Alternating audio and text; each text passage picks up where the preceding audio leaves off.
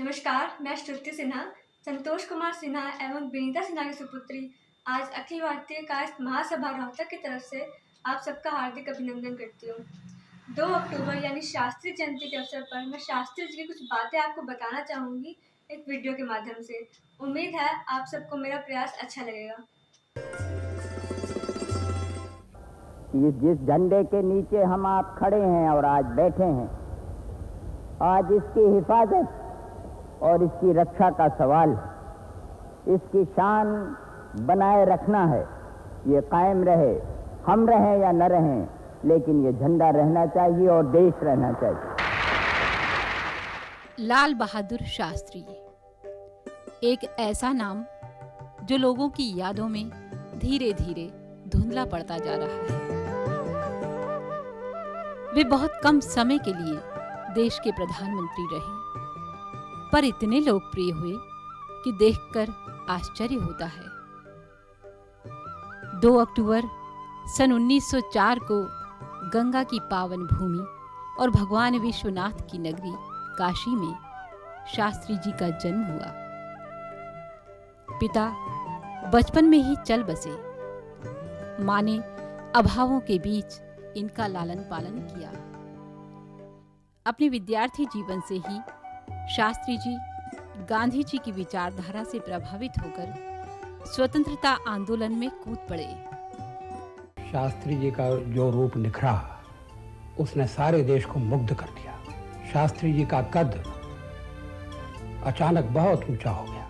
भारतीय राष्ट्र की अग्नि परीक्षा के समय लाल बहादुर शास्त्री ने देश का सफल, प्रेरणादायक और बलिदानी नेतृत्व प्रदान किया।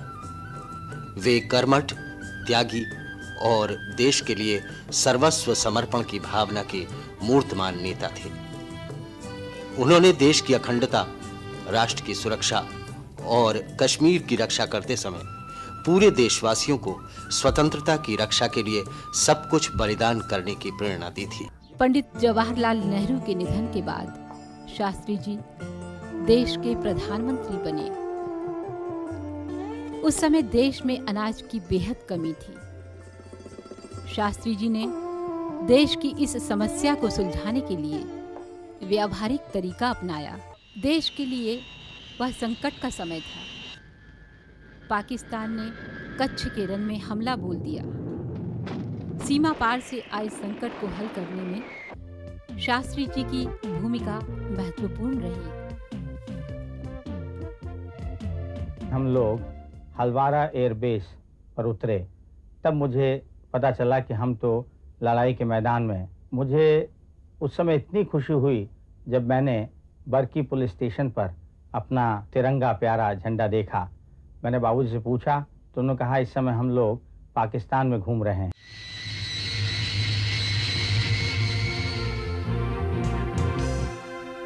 अगर तलवार की नोक पर या एटम बम के डर से कोई हमारे देश को झुकाना चाहे, दबाना चाहे, ये देश हमारा दबने वाला नहीं। तो एक सरकार के नाते हमारा क्या जवाब हो सकता है सिवाय इसके कि हम हथियारों का जवाब हथियारों से दें। आपसे इतना ही निवेदन करूंगा कि आज देश में हमारे लिए एकता की जरूरत है, मेल की जरूरत है। जय हिंद। शास्त्री जी की जीवन यात्रा भारत के एक सामान्य नागरिक के देश के प्रधानमंत्री जैसे महत्वपूर्ण पद पर पहुंचने की कहानी है। कद से वे बेशक छोटे थे, पर सचमुच वे बहुत बड़े इंसान थे। आज 2 अक्टूबर पूज्य महात्मा गांधी की और लाल बहादुर शास्त्री जी की जयंती का अवसर है। मैं उन महापुरुषों को आदरपूर्वक अंजलि देता हूँ। बचपन में आप सभी ने सुना होगा कि लाल बहादुर शास्त्री जी नदी को तैरकर स्कूल पढ़ने जाते थे, जो कि अपने आप में एक बहुत बड़ा प्रमाण है कि शास्त्री जी को अपनी शिक्षा के प्रति कितनी लगन थी, क्योंकि उनके पास उतने पैसे नहीं होते थे जिन्हें वो नाव वाले को देकर उसकी नाव से नदी पार कर सकें। इसके अलावा उनके जीवन से संबंधित कुछ और ऐसे किस्से हैं जो कि दर्शाते हैं शास्त्री जी के काम के प्रति कितने ईमानदार और निष्ठावान थे, और साथ ही उन्हें अपने से ज़्यादा अपने देश की चिंता थी। एक बार शास्त्री जी ननिहाल में अपने ममेरे भाइयों के साथ एक बगीचे में फल तोड़ने के उद्देश्य से घुस गए। दरअसल बचपन में इनके पिता का निधन हो गया था, तब इनकी माता इन्हें लेकर अपने मायके ले आई, जहाँ इनका पालन पोषण इनके नाना के घर हुआ। जब ये फल तोड़ने बगीचे में घुसे तब अचानक माली आ गया। सभी बच्चे भाग गए, लेकिन छोटा होने के कारण ये माली की पकड़ में आ गए। माली ने एक चांटा मारा तो शास्त्री जी ने आंसू पोंछते हुए कहा, तुमने मुझे मारकर अच्छा नहीं किया। क्या तुम्हें मालूम नहीं मेरे पिता नहीं है? नन्हे बालक के इन शब्दों ने माली के दिल में दया भर दी। उसने इनके सिर को सहलाया और कहा, तब तो मेरे बेटे तुमको और भी भले कार्य करने चाहिए। माली के इन शब्दों का प्रभाव शास्त्री जी के जीवन पर इस प्रकार पड़ा, वो सदैव इन शब्दों को याद करते रहे। समय सदैव बदलता रहता है, धूप के बाद छाया और रात के बाद दिन निकलता है। लाल बहादुर शास्त्री के जीवन ने भी पलटा खाया जब इन्होंने हरिश्चंद्र हाई स्कूल में प्रवेश लिया। ये वो भूमि थी जहाँ से कई राष्ट्रवादी नेता उत्पन्न हुए। वास्तव में हरिश्चंद्र हाई स्कूल लाल बहादुर शास्त्री के जीवन में एक मील का पत्थर सिद्ध हुआ। निष्कामेश्वर प्रसाद मिश्र लाल बहादुर शास्त्री के कक्षा अध्यापक थे। उन्होंने मन ही मन संकल्प ले लिया था कि मैं इस बालक को किसी न किसी मुकाम तक पहुंचाकर चैन की सांस लूंगा। वास्तव में उनका संकल्प पूरा भी हुआ, क्योंकि आगे चलकर उनका ये शिष्य नेहरू जी के बाद देश का द्वितीय प्रधानमंत्री भी बना। देशभक्ति के बीज लाल बहादुर शास्त्री जी के मन में निष्कामेश्वर मिश्र ने बोए थे। उनसे शास्त्री जी मन में देशभक्ति के अंकुर फूट पड़े। एक बार जब शास्त्री जी परीक्षा देने स्कूल जा रहे थे तो कुछ छात्रों ने परीक्षा का बहिष्कार कर दिया और परीक्षा देने वाले छात्रों का मार्ग रोक दिया।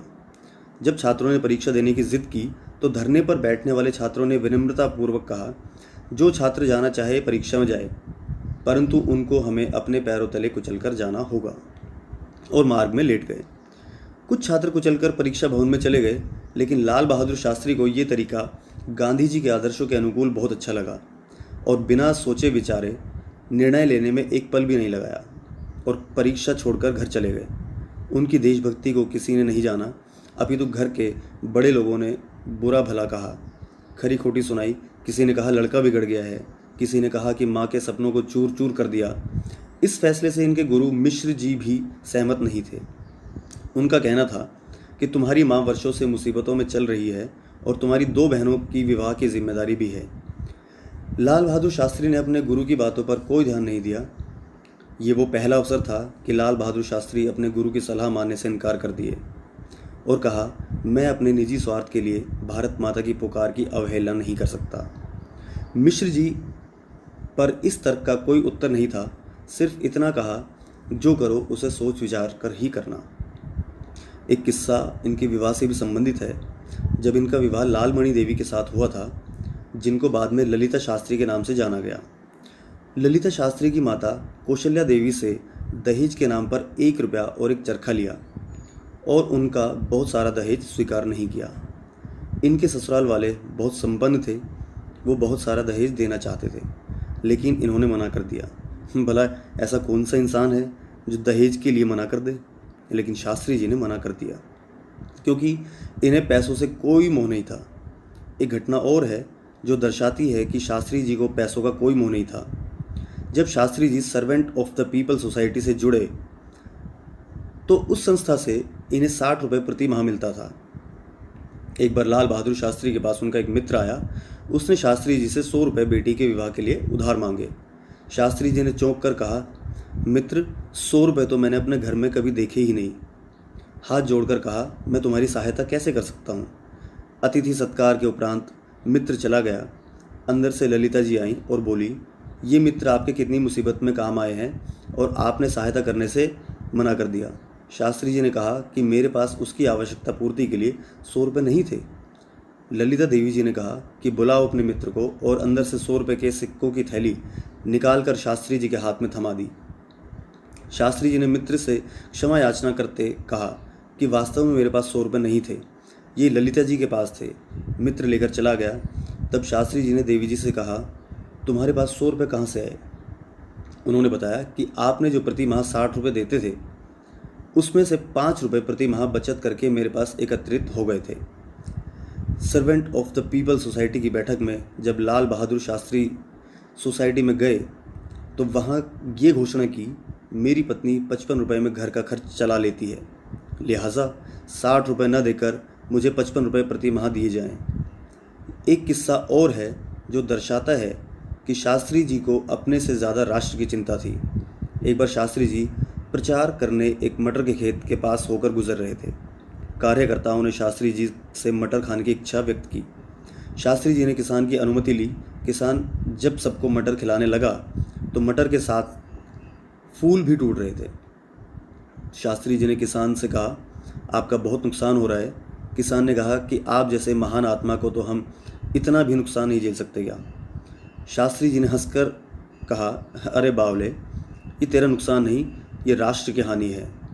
तो दोस्त, ऐसे थे हमारे राष्ट्रवादी शास्त्री जी। यदि ये भारत के कुछ और समय तक प्रधानमंत्री पद पर रहते तो शायद देश की स्थिति कुछ और ही होती।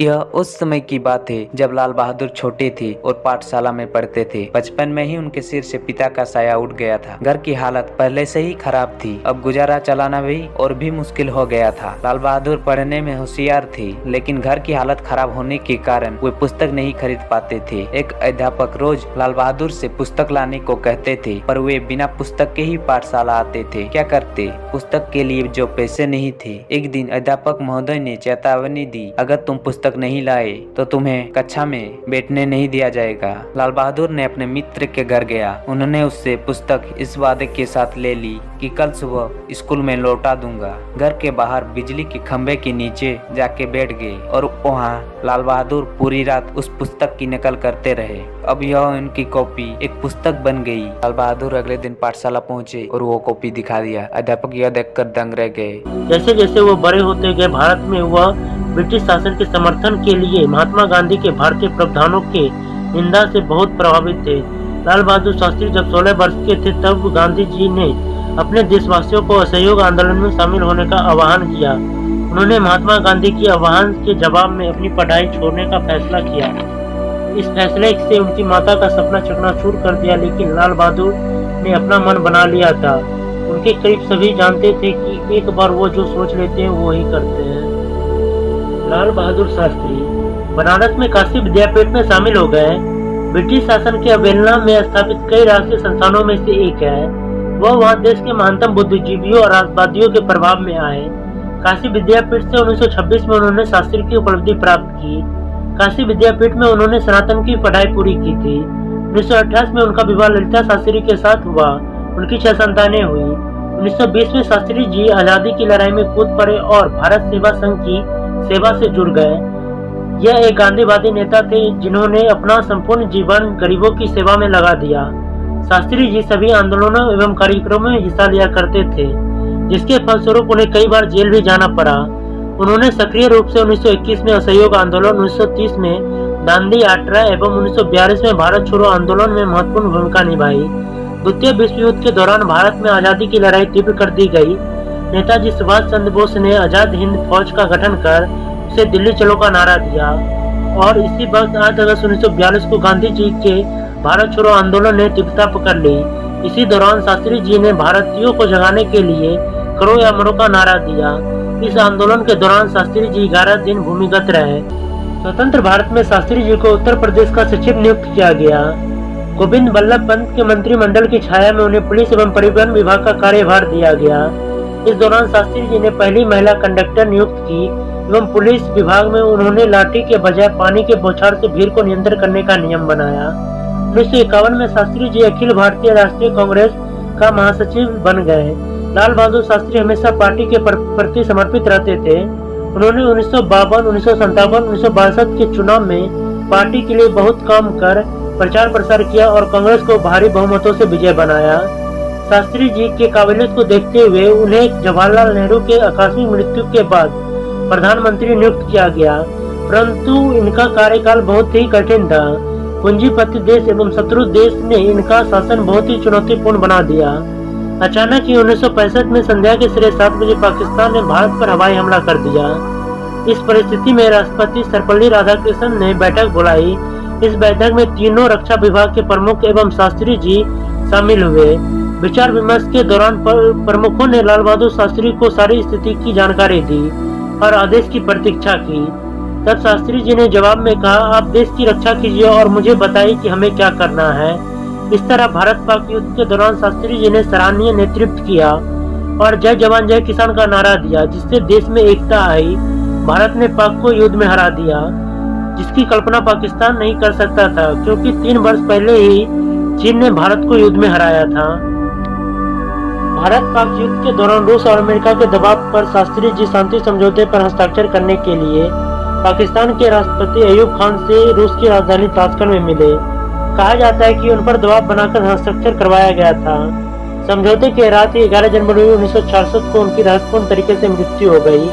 कहा जाता है कि शास्त्री जी को दिल का दौरा पड़ा था, लेकिन उनका पोस्टमार्टम नहीं किया गया क्योंकि उनको जहर दिया गया था, जो कि सोची समझी साजिश थी, जो आज भी ताशकंद की आबो हवा में दफन है। इस तरह 18 महीने ही लाल बहादुर शास्त्री ने भारत की कमान संभाली। उनके मृत्यु के बाद गुलजारी लाल चंद्र को कार्यकालीन प्रधानमंत्री नियुक्त किया गया और उनकी अंतिम संस्कार यमुना नदी के किनारे किया गया एवं उस घाट को विजय घाट का नाम दिया गया। शास्त्री जी ने सार्वजनिक जीवन में श्रेष्ठता के जो प्रतिमान स्थापित किए हैं, वैसे उदाहरण देखने को नहीं मिलते। उनसे जुड़े कुछ रोचक घटनाओं के बारे में जानते हैं। शास्त्री जी बहुत ही स्वाभिमानी इंसान थे। एक घटना इसी पर आधारित है। उनके बचपन की ये कहानी हम सुनाते हैं आपको। एक बार शास्त्री जी अपने कुछ मित्रों के साथ गंगा पार कर मेला देखने गए।